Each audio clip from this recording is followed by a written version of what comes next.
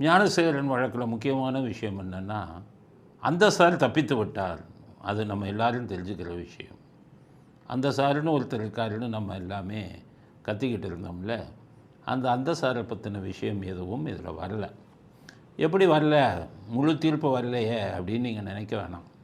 என்னென்னு கேட்டிங்கன்னா, எந்தெந்த பிரிவில் குற்றச்சாட்டு நிரூபிக்கப்பட்டிருக்கிறதுன்னு கொடுத்துருக்காங்க. அந்த குற்றச்சாட்டில் அந்த சாரை பற்றிய விஷயம் எதுவும் வரலை. அதனால் அந்த சார் தப்பித்து விட்டார்.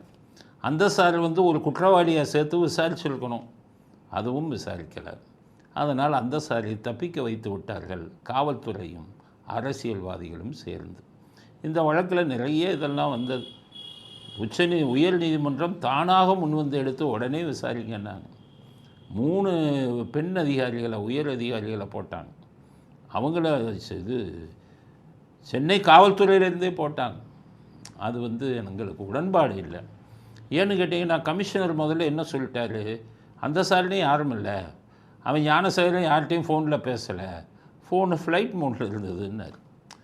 அப்போவே அவருக்கு கீழே இருக்கிற அதிகாரிகளை மறு விசாரணை பண்ணுன்னா எங்கே நியாயம் கிடைக்கும்? அந்த 3 அதிகாரிகளும் இடையில என்ன சொன்னாங்க தெரியுமா? கோட்டூர்புரம் காவல் நிலையத்தில் இருக்கும் அதிகாரிகள் எங்களுக்கு ஒத்துழைப்பு கொடுக்க மாட்டேங்கிறாங்க. காவல்துறை அதிகாரிகள் கோட்டூர்புரம் காவல் நிலையத்தில் இருக்கிறது யார்? இன்ஸ்பெக்டர் கேடர். விசாரிக்கிற 3 பெண் அதிகாரிகள் யார்? எஸ்பி கேடர். அப்போ எஸ்பி கேடர் இன்ஸ்பெக்டர் எங்களுக்கு ஒத்துழைப்பு கொடுக்க மாட்டேங்கிறாருன்னு காவல்துறையில் சொல்ல முடியுமா? வேடிக்கையான விஷயம். அப்போவே கோட்டூர்புரம் காவல் நிலையத்தை விசாரணைக்கு ஒத்துழைப்பு கொடுக்காமல் செய்வது யார்? பின்னணியில் யார்? பின்னணியில் இருக்கும் உயர் அதிகாரிகள் யார்?